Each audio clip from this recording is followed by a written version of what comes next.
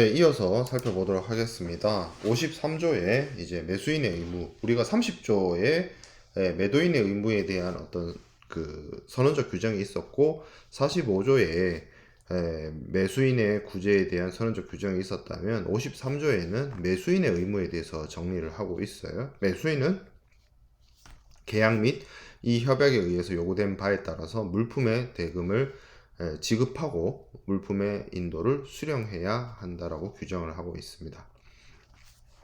물품 대금 지급, 물품 인도 수령 이거죠. 매수인은 대금 지급 의무는 지급을 가능하게 하기 위한 계약 또는 어떠한 법률 및 규정에 따라 요구되는 그러한 조치를 취하고 그러한 절차를 준수하는 것을 포함한다. 대금 지급은 그 지급을 가능하게 하기 위한 계약, 뭐 신용장 개설 계약 같은 것들이 해당될 수 있어요. 그리고 뭐 신용장 통일 규칙이라든지 그것에 따라서 필요한 조치를 취하고 그 절차를 준수하라라고 얘기를 하고 있습니다.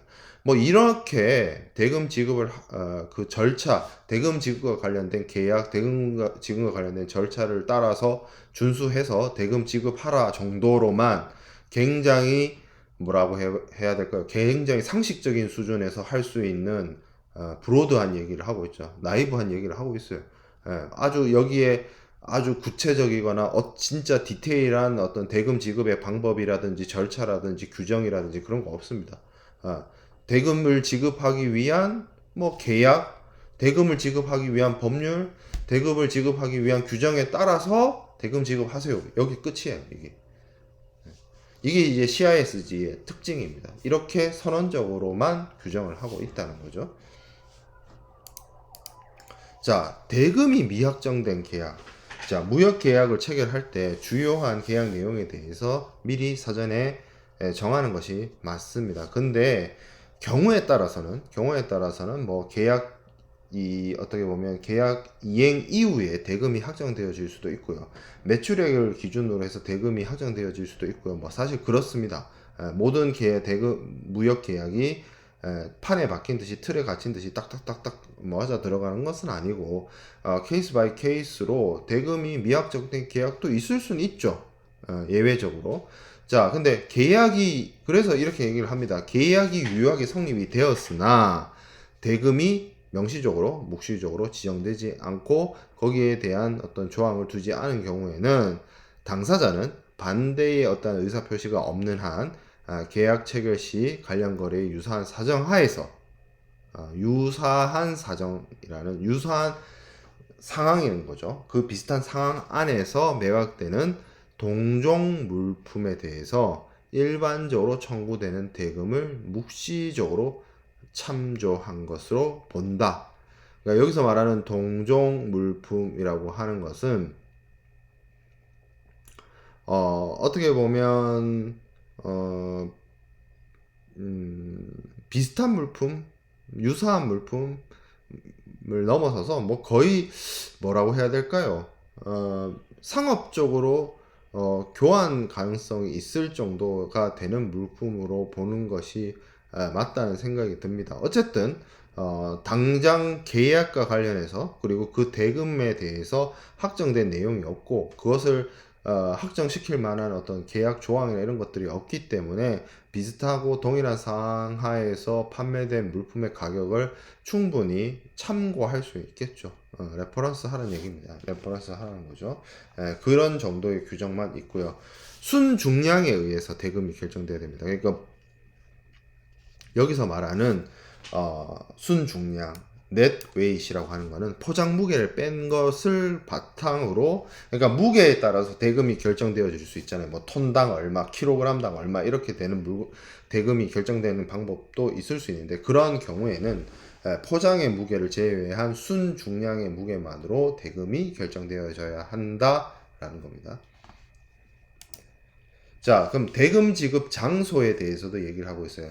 매수인이 기타 어느 특정한 장소에서 대금 지급을 해야 할 의무가 없는 경우에는, 그럼 이 말이 제가 물품의 인도 때도 얘기를 했었지만 매수인이 대금 지급을 어느 특정한 장소에서 해야 되는 의무가 있다면 그 장소에서 대금 지급을 하면 돼요.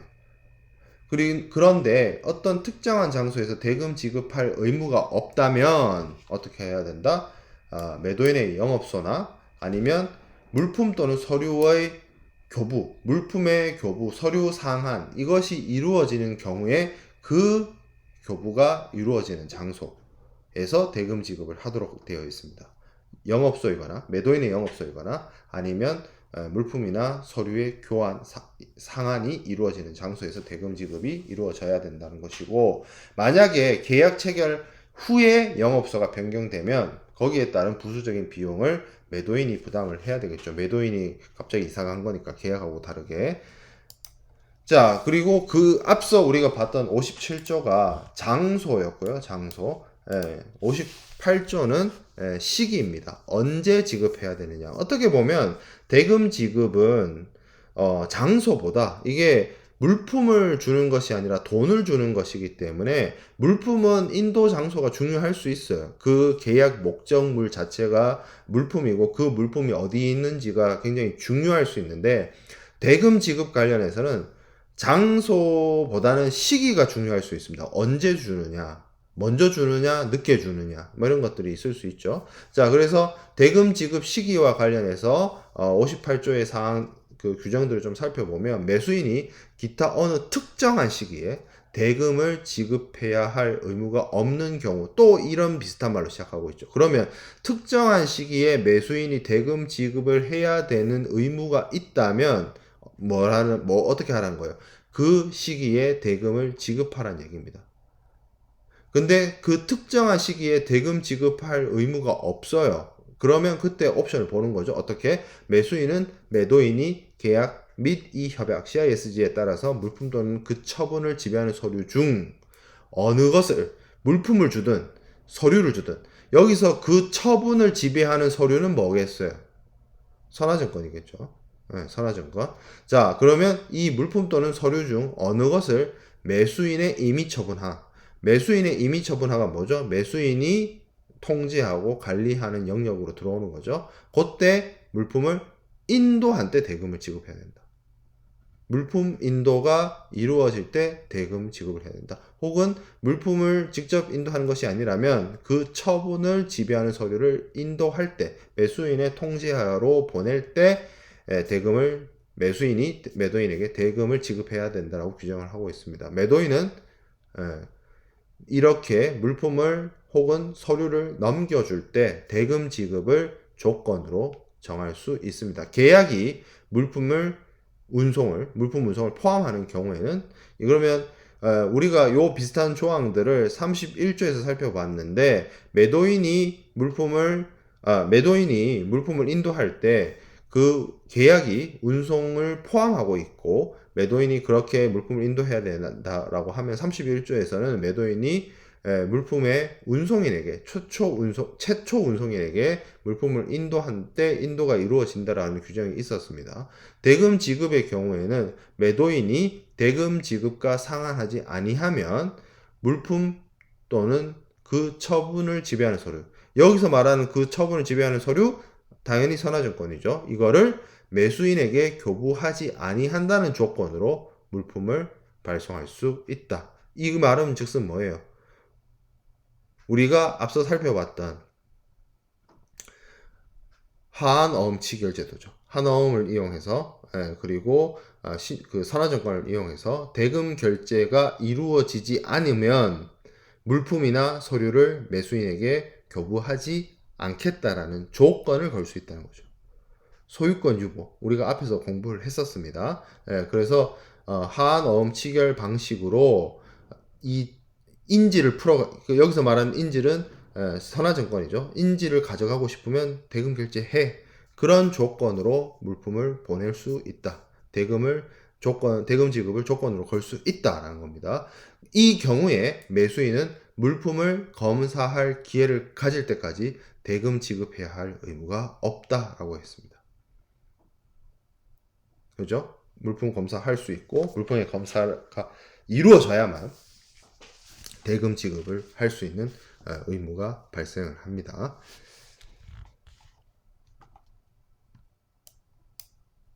자, 대금 지급 시기의 도래. 매수인은 계약 또는 이 협약에서 지정되거나 확정될 수 있는 기일에 대금을 지급해야 하며 이 경우 매도인의 입장에서는 어떠한 요구를 하거나 절차를 따를 필요가 없다.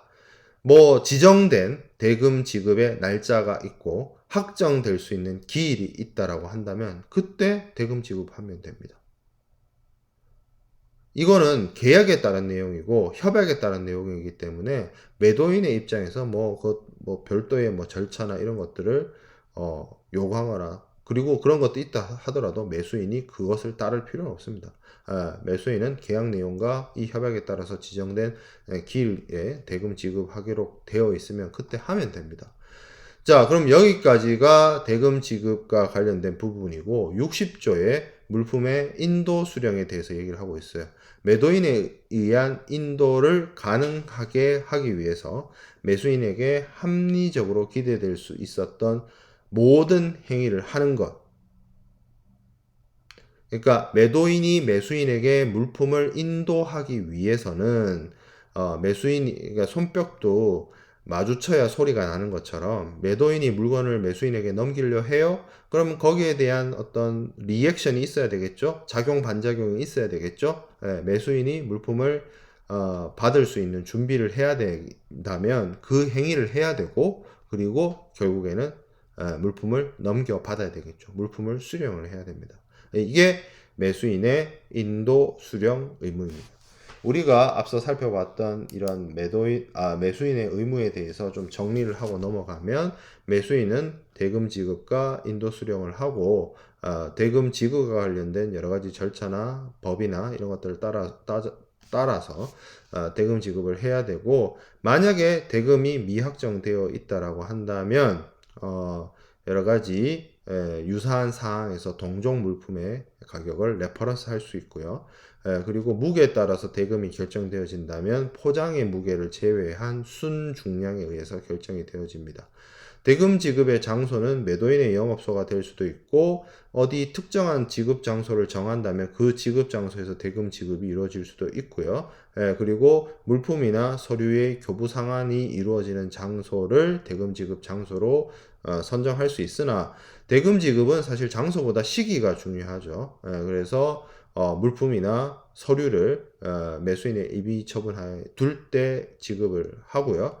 계약이 운송을 포함하는 경우에는 우리가 앞서 살펴보았던 하너움 치결제도, 선화증권과 하너움을 이용을 해서 매도인의 소유권 유보가 이루어지고 그 소유권을 넘겨받기 위해서는 매수인의 대금 지급이 이루어져야 되며 그 조건이 성취되었을 때 매도인에서 매수인에게로 선화증권이 넘어가게 되고 선화증권을 통해서 매수인은 물품 인수를 할 수 있게 만들어준다.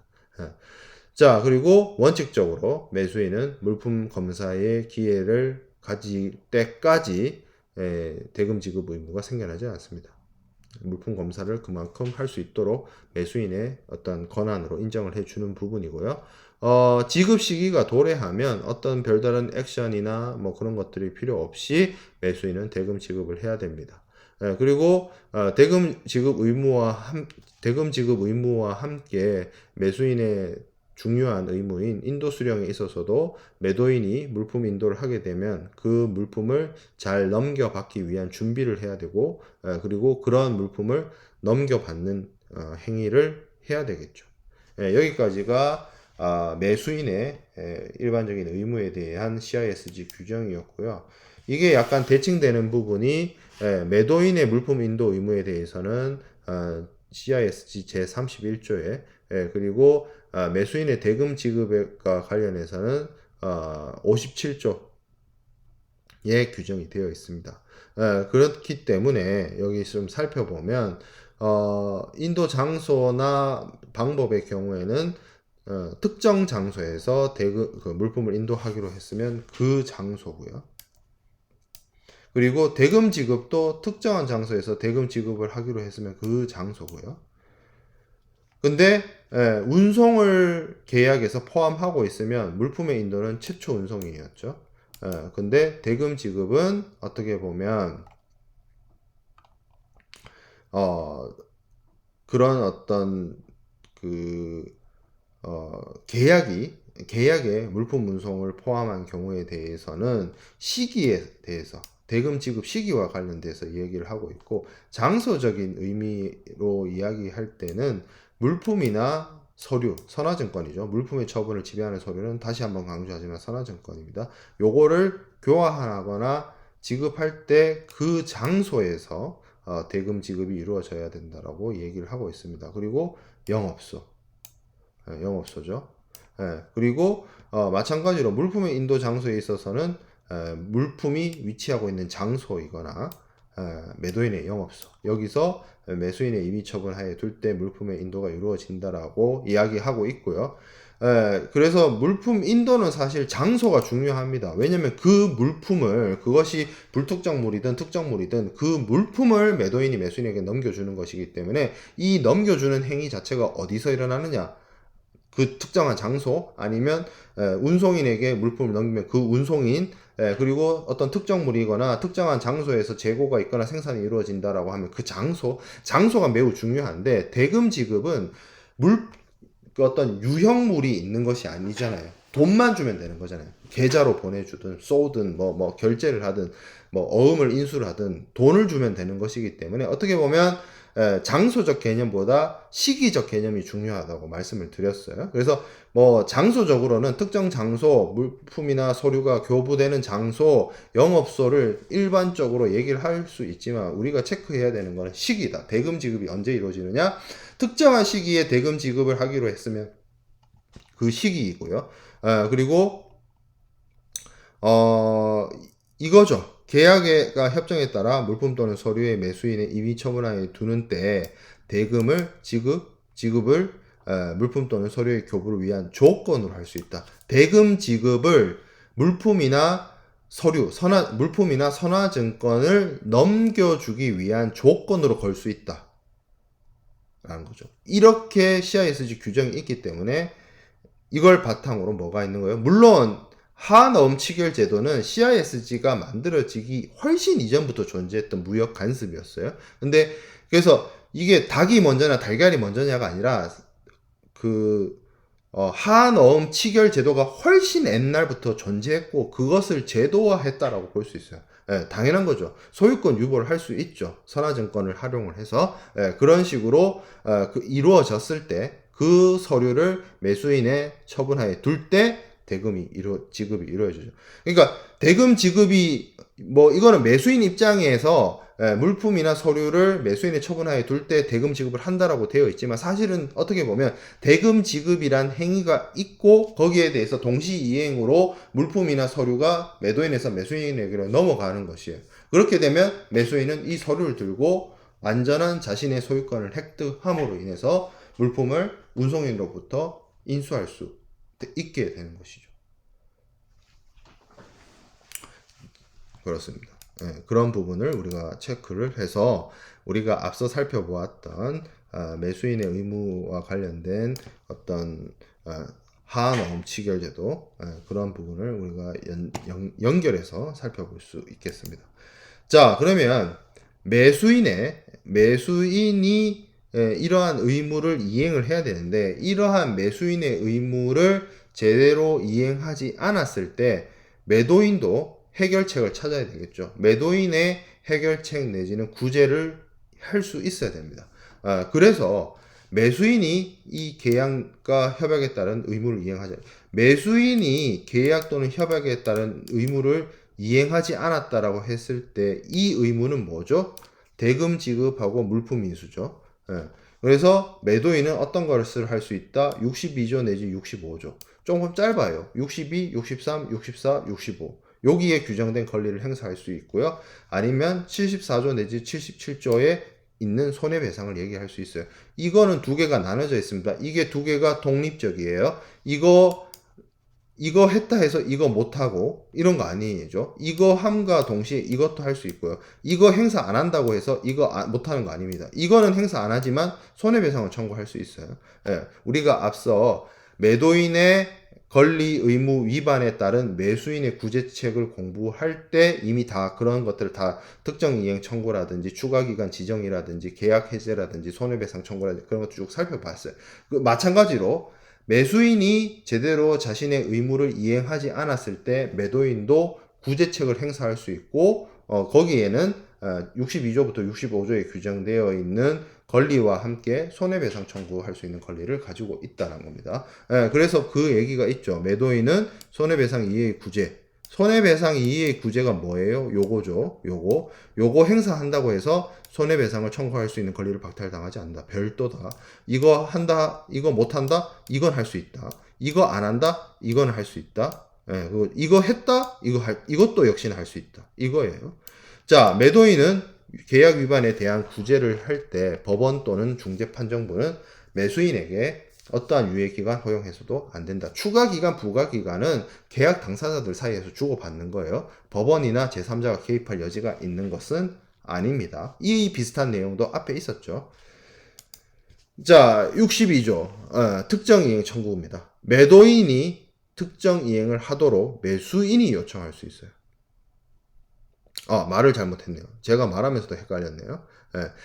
매수인의 의무 위반이죠. 매수인이 대금 지급을 하고 매수인이 물품 인수를 해야 됩니다. 그 의무를 매수인이 잘 안 했어요. 그러니까 매도인이 더 셀러가 누구한테? 더 바이어한테 리카이어 하는 거죠. 어떻게? 돈 지급하라고. 물품 가져가라고. 뭐에 따른? 계약에 따른 자신의 의무에 따라서 요구할 수 있는 겁니다. 근데 이때 매도인이 이런 청구와 모순되는 구제를 구한 경우엔 그러하지 않는다. 매도인이 매수인에게 대금 지급하세요, 물품 인도해 가세요, 물품 수령해 가세요라는 것을 요구를 했어요. 이것과 모순되는 청구는 뭐죠? 당연히 계약 해제겠죠. 잘 해봅시다. 돈 주세요. 라고 얘기하는 것과 밥상을 얻는 것. 밥상을 얻는다는 말이 계약을 해제한다는 행위와 같은 건데, 계약을 잘 유지하고 지속하고 이행하기 위해서 독촉하는 것과 밥상 뒤 없는 것. 이게 공존할 수가 없는 거죠. 자, 그 다음에 추가기간 지정권. 말미를 줄 수 있습니다. 유예기간을 줄 수 있어요. 매도인은 매수인의 의무, 대금 지급이나 인도 수령하는 의무를 제대로 하지 않았다면 합리적인 기간만큼 추가 기간을 더 줄 수 있어요. 돈을 안 주네? 며칠까지 돈을 반드시 꼭 줘. 이렇게 말미를 주는 거예요. 진짜 말 그대로 말미를 더 주는 거죠. 근데 그렇게 기다려줬음에도 불구하고 그 기간 내에 돈을 지급하지 않겠다라고 한다든지 그 기간 내에 실제로 매도인이 대금 지급을 하지 않으면 그때는 끝나는 거죠. 그렇죠. 그런 경우에는 우리가 계약 해제로 넘어가게 됩니다. 여기에 계약 해제로 64조의 계약 해제로 넘어가게 되는 거고 뭐 이렇게 매도인이 추가 기간 지정을 했다 하더라도 뭘 할 수 있다? 이행 지연과 관련해서 손해배상 청구할 수 있습니다. 그러니까 돈을 안 주니까 돈 빨리 주세요. 그리고 15일까지 돈을 주기로 했는데 돈을 안 주네. 그럼 20일까지 주세요. 이렇게 5일의 기간에 대해서 유예를 했다 하더라도 그렇게 돈을 늦게 주는 거에 대해서 뭘 할 수 있다? 손해배상 청구할 수 있다라는 겁니다. 자, 64조에 매도인의 계약 해제권에 대한 규정이 있습니다.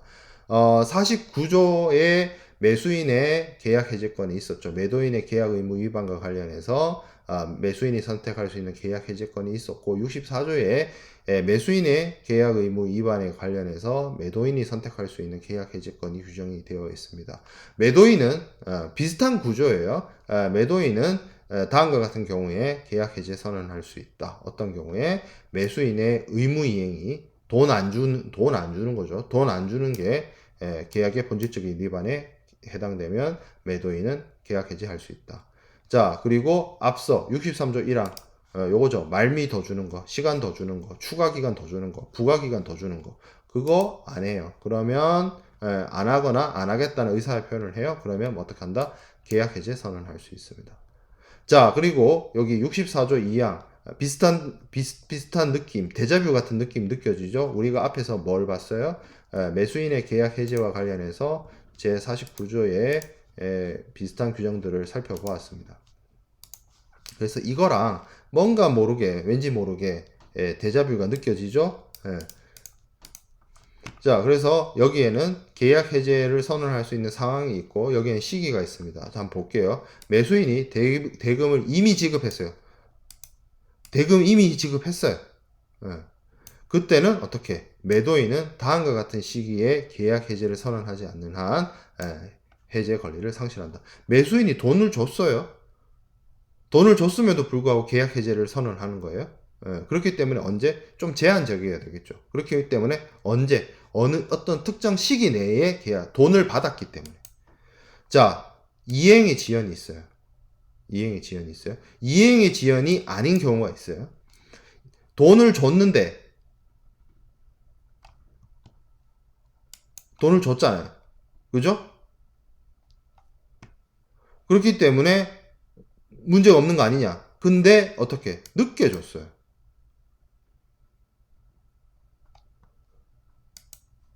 그런 그 경우에는 어떻게 하느냐. 매도인이 그 이행이 이루어진 사실을 알기 전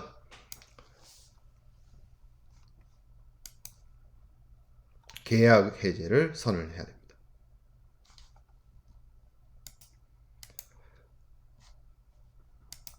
여기서는 합리적인 기간이라는 표현이 안 쓰여요. 예. 그래서 매도인이 계약 이행이 이루어진 사실을 알기 전에 계약 해제를 선언하도록 되어 있어요. 사실 이 부분이 조금 앞뒤가 안 맞긴 해요. 제 판단으로는. 예. 대금을 이미 지급한 경우인데 늦게 지급이 됐어요. 늦게 지급이 됐다는 사실을 알기 전에 계약 해제를 하라라는 차원이기 때문에 되게 적용될 수 있는 어떤 어떤 사례 자체도 되게 협소하고 좀 표현이나 이런 것들이 좀 모순되는 측면이 없지 않아 있어요. 자, 이행 지연. 그러니까 대금이든 인도 수령에 대한 부분의 어떤 그 지연이든 이런 이행이 늦게 이루어지는 것에 대한 위반을 제외한 경우. 그러니까 요거는 늦게 이루어지는 부분이고 그래서 사실 여기에 대해서 애매한 표현이 뭐 명확히 드러나진 않지만 매수인의 계약 위반을 주장할 수 있는 부분이 대금 지급하고 인도 수령 지연인데 이 부분은 인도 수령 지연과 관련해서 한번 생각해 볼 문제인 거고 이 부분에 있어서는 지연 이외에 그러니까 늦게 한 건 아닌데 제대로 하지 못한 경우겠죠. 뭐 돈을 적게 줬다든지 뭐 늦게 하진 않았지만 제대로 하지 않아가지고 뭐 문제가 생겼다든지 그런 것들이 해당된다라고 볼 수 있습니다. 이 법에 아주 구체적으로 규정이 되어 있는 것이 아니라 실제로 원문을 봐도 되게 포괄적인 언어로 일반적인 언어로 이야기를 하고 있기 때문에 조금 명확하지 않은 부분이 있어요. 어찌됐든 요때는 합리적인 기관이 등장을 합니다. 무엇을? 매수인의 의무 위반에 대해서 그 사실을 매도인이 알게 됐으면 그 알게 된 때로부터 합리적인 기간 내에 계약 해제를 선언해야 됩니다. 그 계약 해제를 그 기간 합리적인 기간 내에 하지 않으면 매도인은 매수인의 의무 위반에 대해서 계약 해제를 주장할 수가 없게 돼요. 그리고 여기 있는 내용은 당연하겠죠. 추가 기간을 줬어요. 제대로 안 해가지고 추가 기간을 줬는데 그때 그 기간 동안 하지 않거나 그 기간 내에 하지 않겠다는 의사를 표현하게 되면 그때로부터 합리적인 기간 내에 계약 해제를 선언을 해야 됩니다. 자, 그래서 뭐 여기 영어 텍스트 내용이 있고요.